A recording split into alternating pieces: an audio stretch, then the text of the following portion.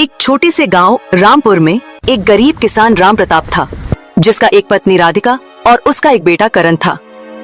राम प्रताप तो बहुत ही गरीब था, लेकिन दिल का बहुत ज्यादा अमीर था। वो खेती करके अपना पेट पालता था, लेकिन जिस दिन खेत पर नहीं जाता उस दिन उसके घर में चूल्हे नहीं जलते थे और उसके छत खिड़की टूटे हुए थे, जिससे राम प्रताप बहुत ही ज्यादा परेशान रहा करता था। ये जी घर के अंदर दरवाजे, खिड़की और छत टूटी हुई है। इसके कारण बारिश का पानी बहुत अंदर आ रहा है और इधर घर में एक भी अनाज का दाना नहीं है और करण का हालात बहुत ज्यादा खराब है। आप कुछ करो, मुझे बहुत फिक्र हो रहा है। हाँ, मैं कुछ करता हूँ। मैं अपने सेठ से कुछ पैसे उधार ले आता हूँ, जिससे हम अपने घर में कुछ अनाज ला सकूं और अपने करण का इलाज करवा लूंगा, और छत कुछ दिनों बाद हम सही करवा लेंगे। आप जल्दी जाओ और अपने सेठ से कुछ पैसे उधार ले आओ, क्योंकि करण का तबीयत बहुत ज्यादा खराब है। हाँ, मैं अभी लेकर आता हूँ। बारिश रुकते ही राम प्रताप सेठ की घर की ओर निकल जाता है, लेकिन सेठ घर से बाहर ही था।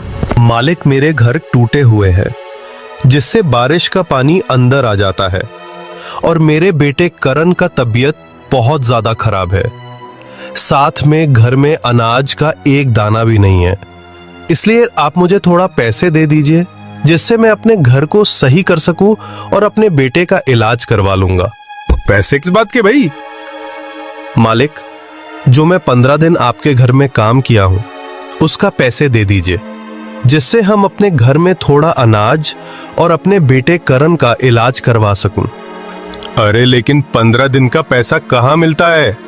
30 दिन कम करो और पैसे ले जाओ। मालिक, ऐसा ना करो, हमारी जिंदगी आपके हाथ में है। अगर आप नहीं दोगे तो हम सब भूखे मर जाएंगे। मर रहे हो तो मर जाओ, लेकिन 15 दिन का पैसा नहीं मिलेगा। 30 दिन तक पूरा कम करो और पैसे ले जाओ। चलो निकलो यासिम, निकलो। राम प्रताप का एक भी बात ना मानकर राम प्रताप को धक्के मारकर बाहर निकाल देता है, लेकिन राम प्रताप निराश होकर शाम को अपने घर लौट आता है। राम प्रताप को देखकर राधिका बोलती है, दीदी शाम होने वाला है, जल्दी बाजार से जाके थोड़ा अनाज ले आओ और करण के लिए दवाइयाँ लेकर आओ। ये सुनकर राम प्रताप कुछ नहीं बोलता है और खामोश हो जाता है।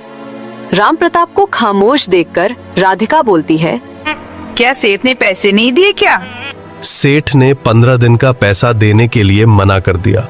बोला है 30 दिन तक काम करो और 30 दिन का पैसा ले जाओ, और तो और मुझे धक्के मारकर बाहर निकाल दी। राधिका भी थोड़ा उदास हो जाती है। अब क्या होगा जी, अनाज के बेघर तो हम लोग 2-4 दिन तो रोक लेंगे, लेकिन करण का तबीयत और भी ज्यादा बिगड़ गया है। अब इधर बारिश भी तेज होने लगा था और राम प्रताप को कुछ समझ में नहीं आ रहा था।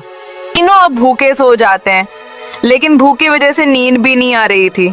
अब जैसे तैसे करके आधी रात तो निकल जाती है और बारिश बहुत तेज होने लगती है, साथ साथ बिजली चमकने लगता है और इधर करण का तबीयत और भी ज्यादा बिगड़ जाता है।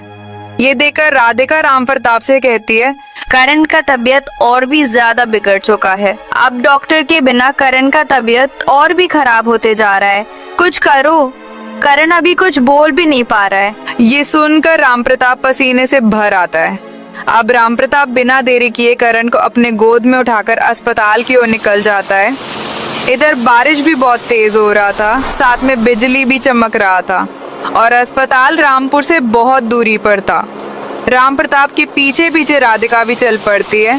कुछ दूर चलने के बाद राम प्रताप एक पेड़ के नीचे बैठ जाता है और रोने लगता है। राम प्रताप को रोते देख राधिका बोलती है, क्या हुआ जी, आप अचानक से यहाँ पे रुककर रोने क्यों लगे?